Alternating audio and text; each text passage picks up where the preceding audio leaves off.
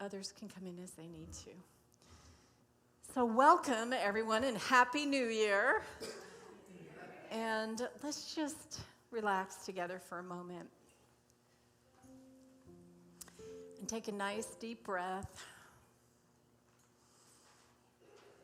And let's leave behind whatever the morning started for you, unless it brought you energy and joy. Let's just carry that forward. Any of the busy thoughts or monkey mind, let's just leave that behind for this moment. And let's just be in this room and in this place. Feel yourself in your seat. Do what you need to do to get comfortable.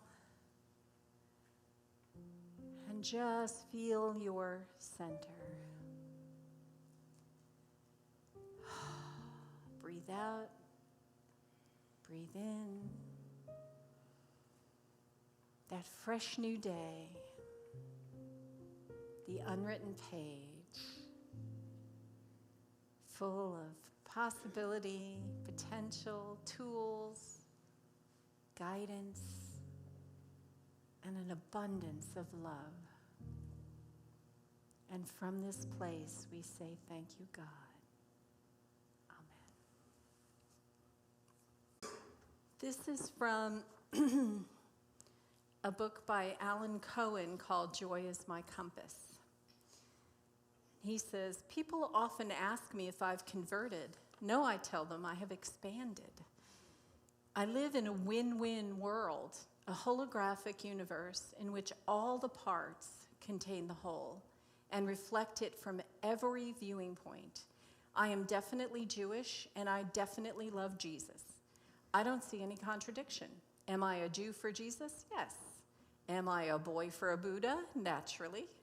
And I'm a man for Moses, an Allen for Allah, and a Cohen for Confucius.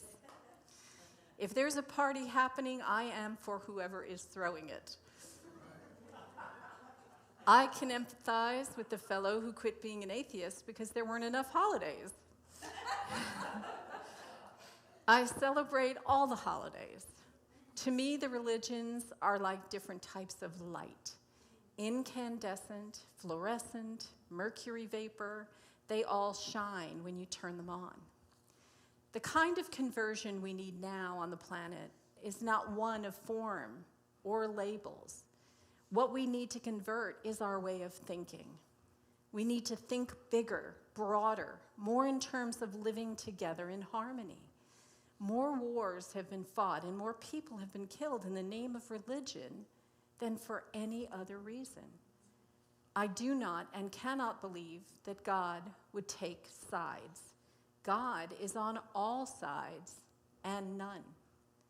The conversion that we so sorely need now is to lift our minds up to see how we can support one another in our remembrance of love, rather than attack our differences.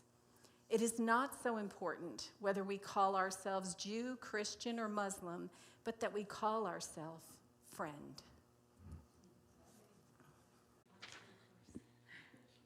Good morning. Oh, Good morning. you want him to go first? Okay. Happy New Year, everyone. So today's inspirational moment number 2 is from Marianne Williamson's book, A Return to Love. It's a good one. The topic is surrender.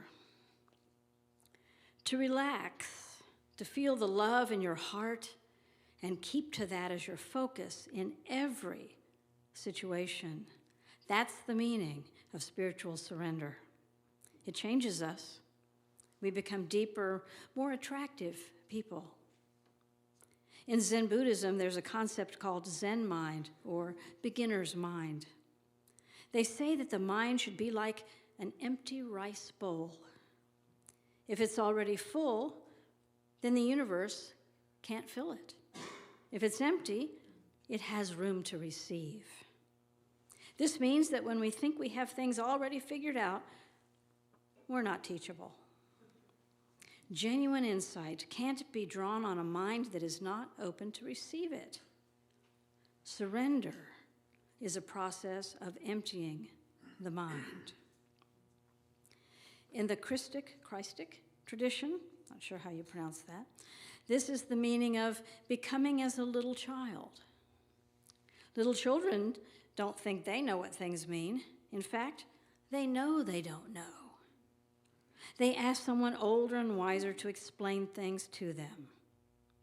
We're like children who don't know, but think we do. The wise person doesn't pretend to know what's impossible to know. I don't know can be an empowering statement. When we go into a situation not knowing, there is something inside us which does.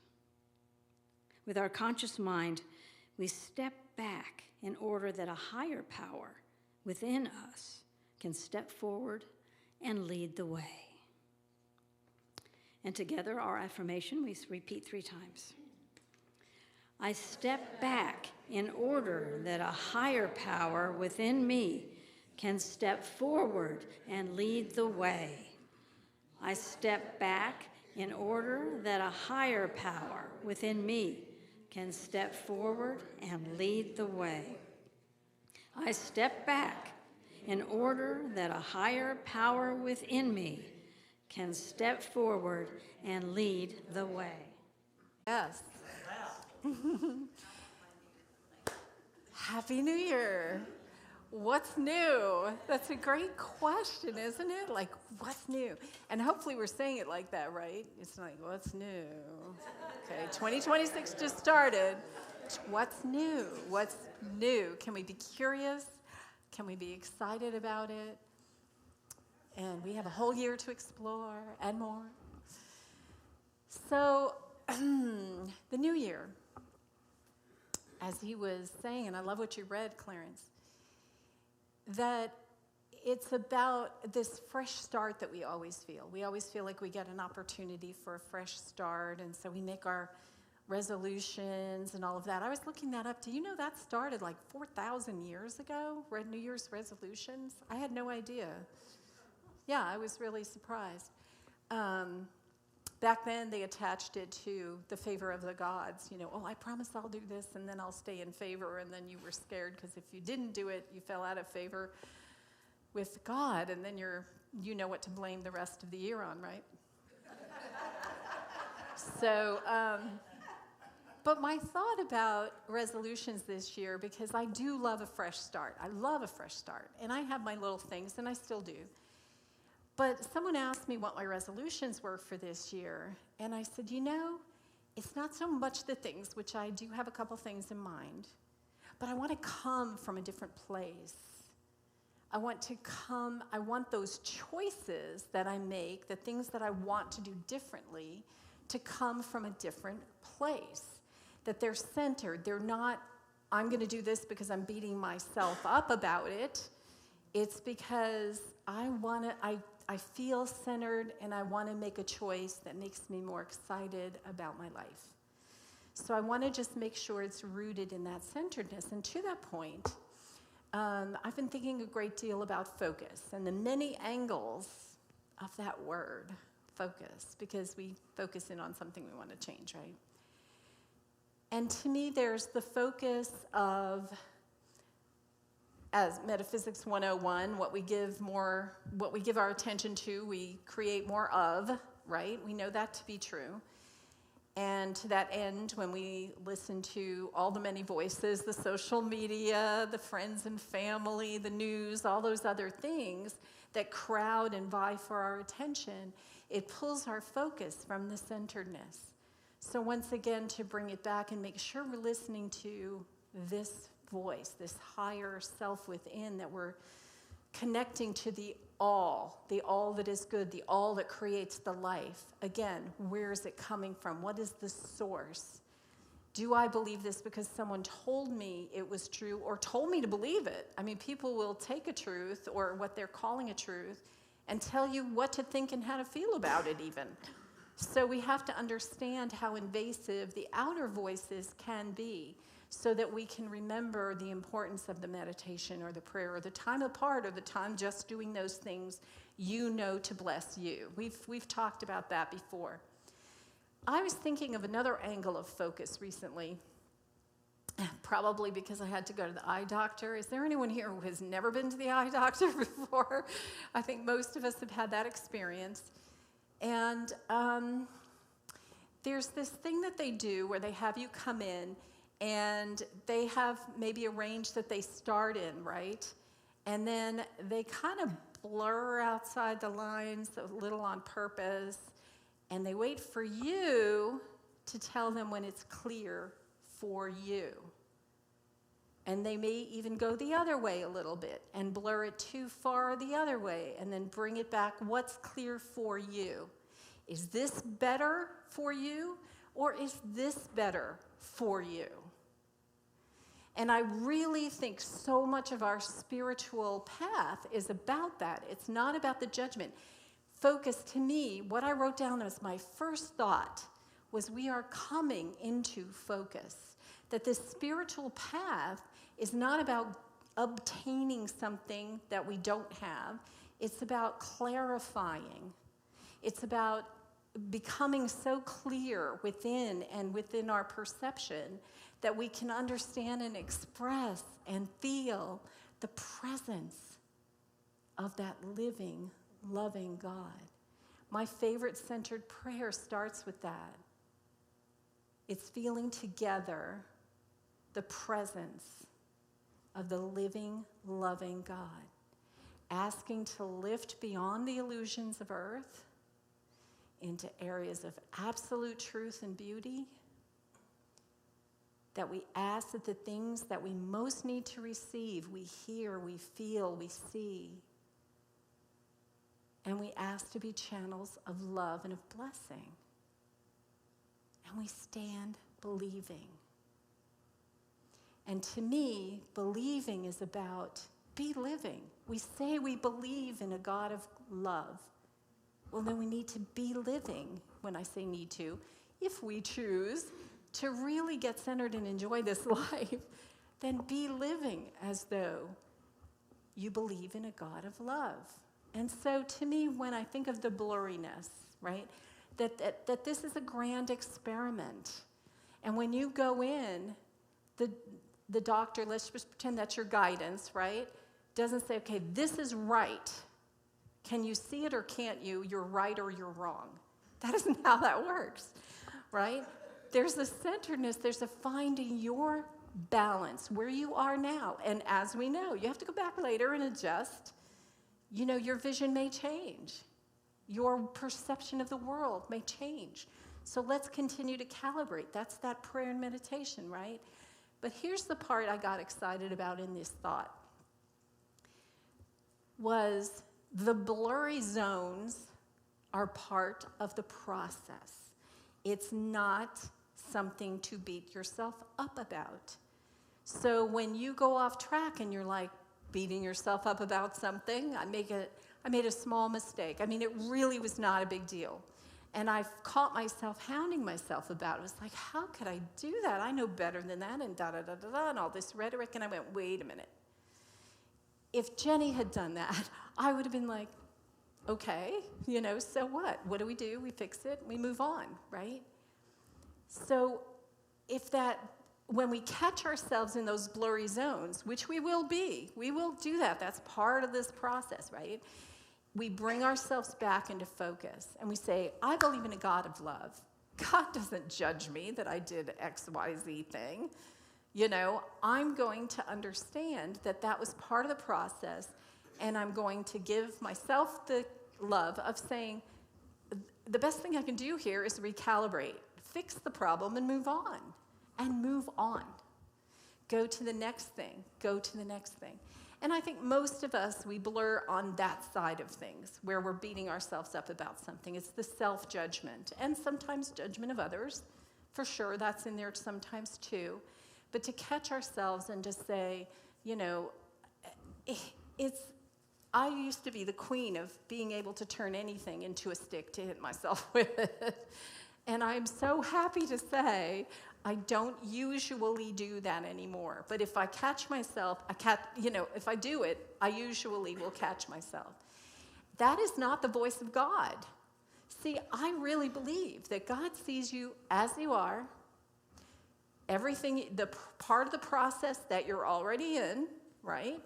And there's not that judgment. There's that sense of you are so perfect and you're unfolding. Look how you're unfolding. Look how you're coming into focus. Isn't that gorgeous? And you're not out of focus in God's view, right? You're just coming into more focus so you can perceive and experience life more fully, the life that is rich and is around us always. And then there's that other side of the line that we sometimes, I don't really think anybody in this room really is much into this, but I've seen it happen for sure. And that's when you go, wow, that was such a transcendent experience. I really got it. I'm enlightened. Nothing wrong with that so far, but then there's the, I'm enlightened and you're not. And that's going too far, right? So that's blurring the other direction. That is not centeredness. If you think you got it, but they don't. Poor beings. They just don't understand yet. You know, and we do a lot of that around the holidays, don't we? Get around our friends and family that maybe don't think the way that we do, and we're like, you know, and hopefully holding our tongue to some extent or being able to be pleasant regardless. But there is that feeling of, you know, sometimes I think we do, if we have a sense of peace, we wish we could give to that other person. That comes from a place of compassion. That's not judgment. But if you can understand that everyone has their path, just like, you know, in the beginning we were talking about, it doesn't matter what you call yourself as far as your religion goes, but can you call yourself friend? Can you call yourself a person who loves life and loves this other person? And that's wherever they are in their process. You can't tell them what their prescription is for clarity. What they need right now could be very different from what you need right now, and that is their truth. So a lot of it is about allowing. And there's this allness. We are not, you know, we blur this way, we think we're a worm, a worthless worm. You blur too far this way and you think you're the one and only creator of the universe. And there's that centered place where we understand that we are a part of the all, that incredible all. Together we make up this incredible all. I have something that I wrote, and I found this interesting. It falls into the category of where we think we're so different, but sometimes we're really, you know, we're all part of the all.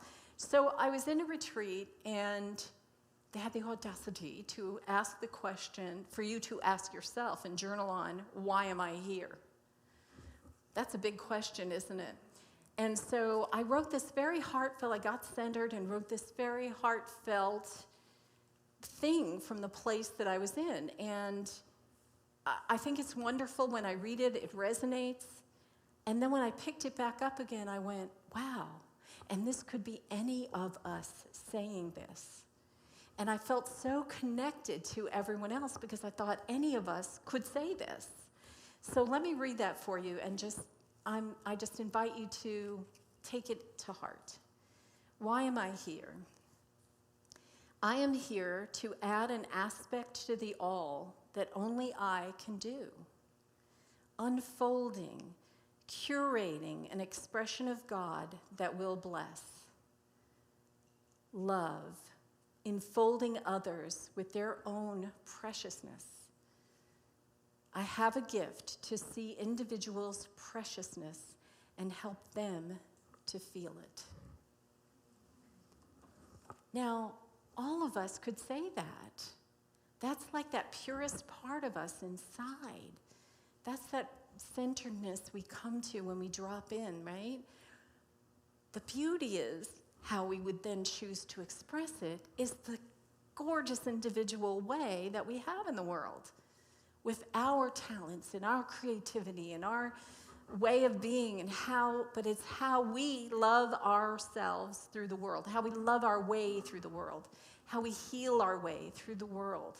And I really think that's what we're doing. We're healing and loving our way through the world. That's what it's about. And so, I mean, this is the juicy stuff where we understand why they say you have to love yourself first. That one took me a long, long, long time to get to an experience of. But it was fun because it wasn't at all like what I expected it to be.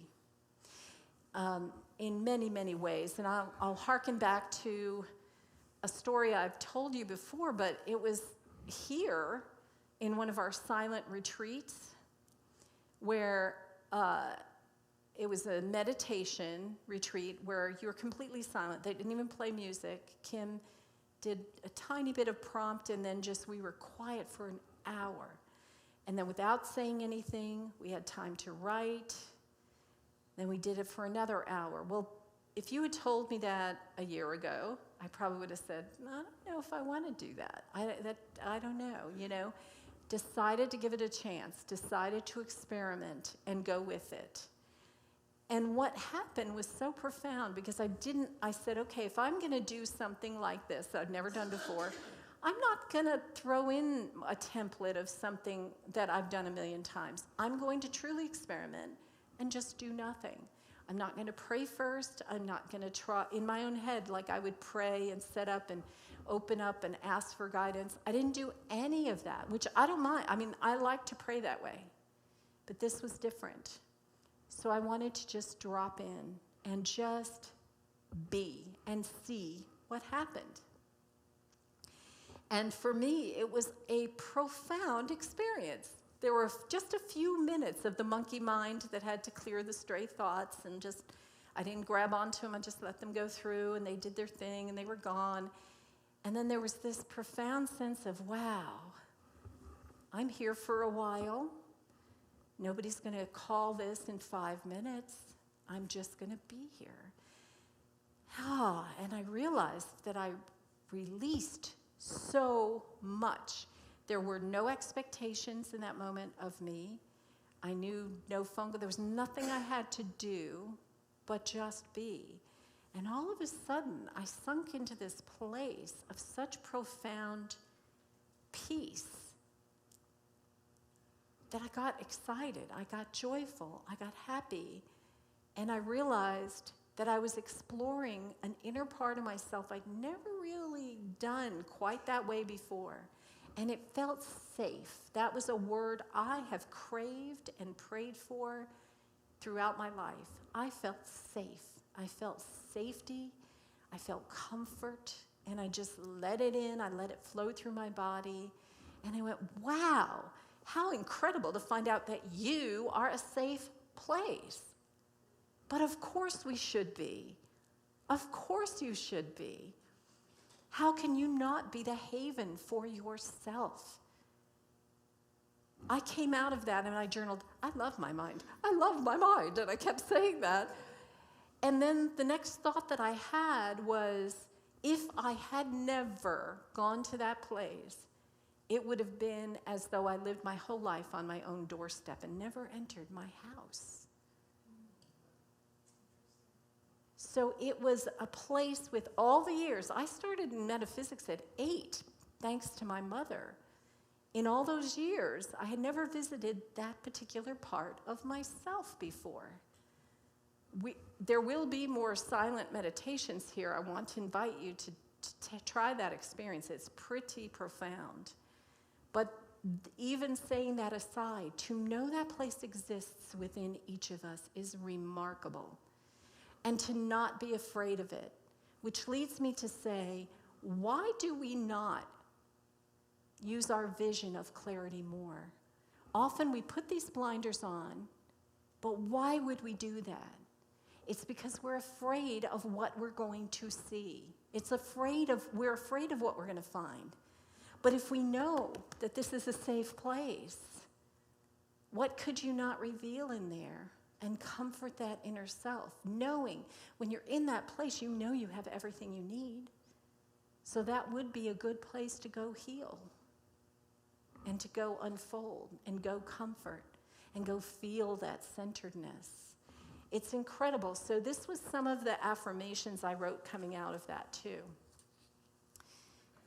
All of the goodness, peace, joy, and love that you seek, all of that, it dwells within your highest self. You are the person that you're rushing home to. In this spiritual thing that we're trying to go to, achieve to, it's us. It's that highest version of us that already exists, that we're coming into clarity to feel and experience so that we can enjoy our lives more fully and bless and live to that purpose we crave. And all those cravings that you have, that's your highest self calling you to come be you more. Come home to me, come home to yourself. That's that craving that we have.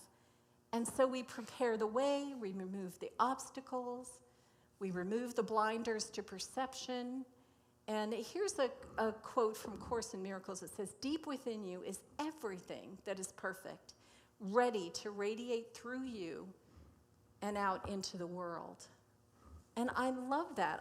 I love that we have an opportunity to feel that. None of this means anything if you don't experience it. We can play with our minds, and that's not a bad thing. I love reading. I love theorizing. I love, intellectual discussions about what exists or what doesn't or how this is all set up. Nothing wrong with any of that. But the juice is in feeling it and being able to live it. That none of that means anything without that. And that is why, too, I always remind myself when I get over intellectual about trying to figure out a particular way that the universe might be working, that think of a person with Down syndrome, for example. And for one, we all know that there is a reputation they have for being some of the most loving people on the entire planet, right? And they're not missing God energy. God energy is present and accounted for. We don't have to have a high IQ. We don't have to be a hard worker. We don't have to be anything other than to listen and to settle in, to open up. We've been taught our whole lifetimes that the straight and narrow, the way, the path, is straight and narrow, straight and narrow. And on that focusing in, yes, we're focusing in order to feel where we get our clarity. But once we know what that is for us at this time, that prescription may change, but at this time, then it's about dropping in and expanding. So the way is not straight and narrow. The way is colorful and playful and joyful and quiet and exciting and peaceful, and it's varied. And it's expansive. It's way broader. What if you knew that it was harder to fall outside of God than you thought? That you can't really fall outside of God. We can only perceive that we do, right? So focus, that new angle on focus got me very excited. The thought that it's not about us discovering something we didn't already have, but what's new is our perception of the good that we are. So let's take that into meditation.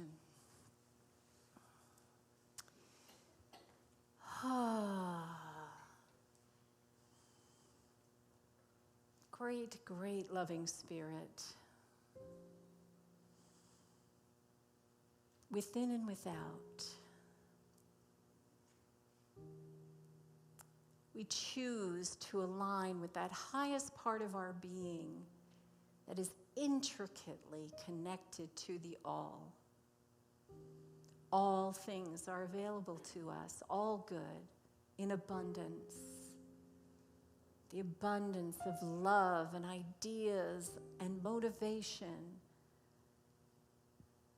An abundance of the feelings of comfort and protection and joy and relief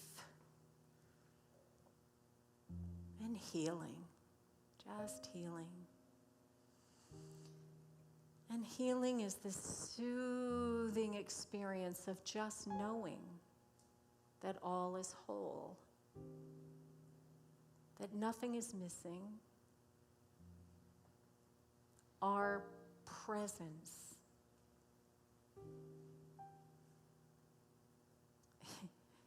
our highest self, the presence of our highest self, we formally invite to walk this earth in our consciousness. We are consciously aware of that incredible,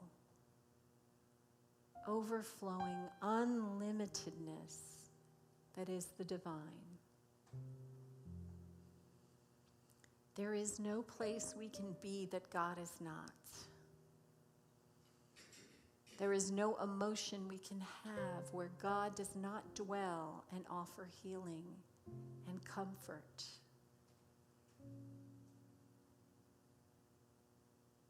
In this high self, are we safe and secure? And we learn and train to wallow in joy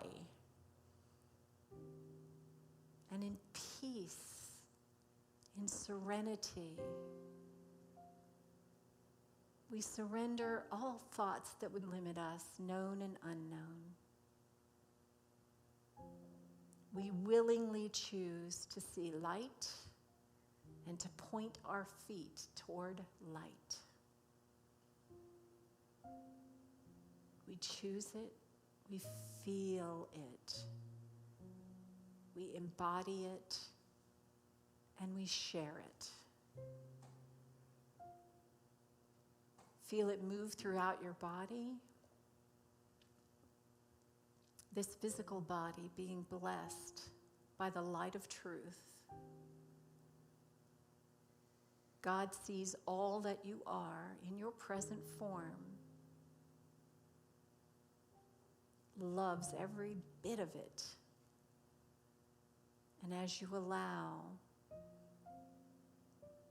helps you focus into the clarity of your wholeness.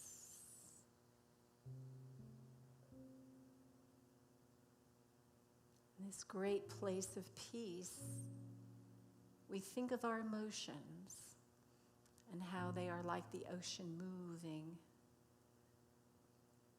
And we affirm the presence of a depth that cannot be touched by the outer.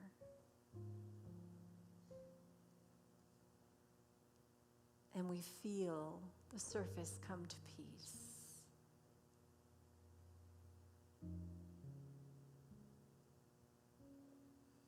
And sometimes playful energy emerges as we choose.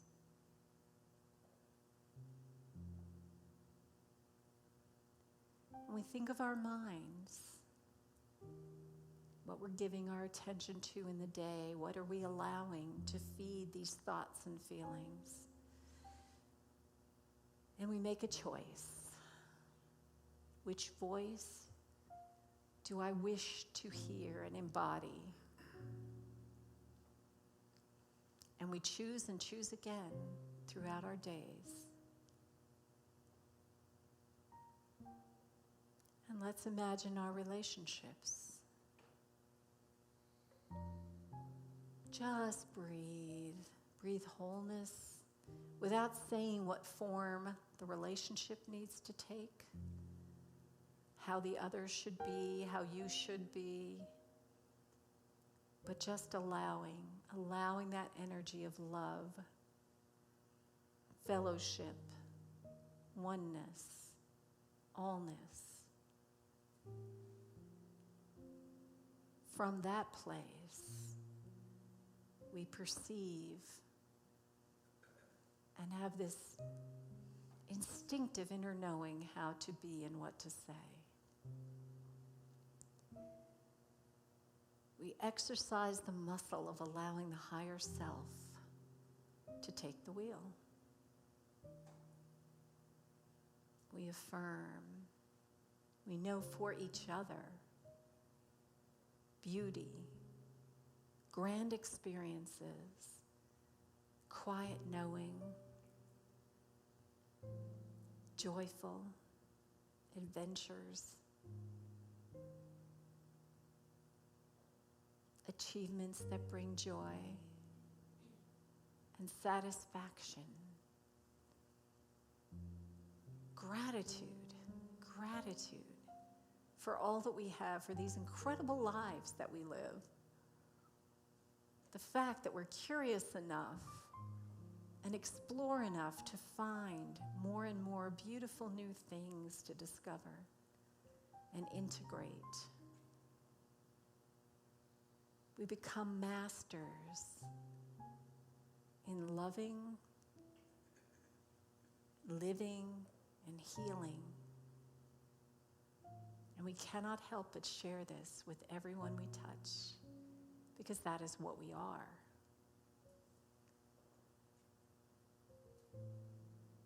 So feel deep into that core, that golden, lovely light that you are in truth. Feel it in the core of your being, feel it in your heart.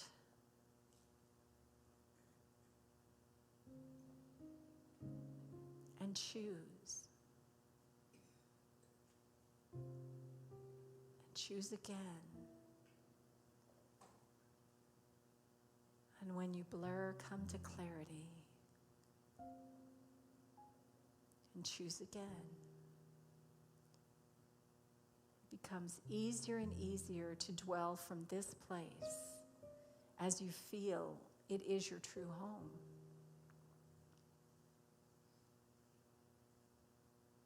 Our home base is love.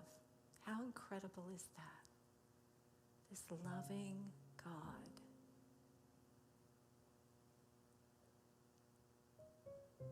So we thank you, God, for this feeling. Let it move on through your whole body, blessing and nurturing.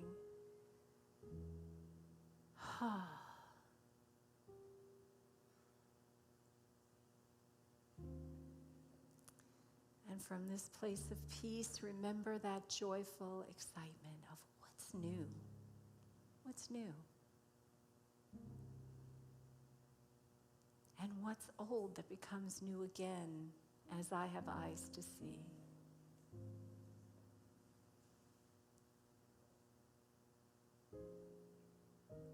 And let's just naturally flow into knowing this presence for our loved ones. Let's just quietly say their names inside this time.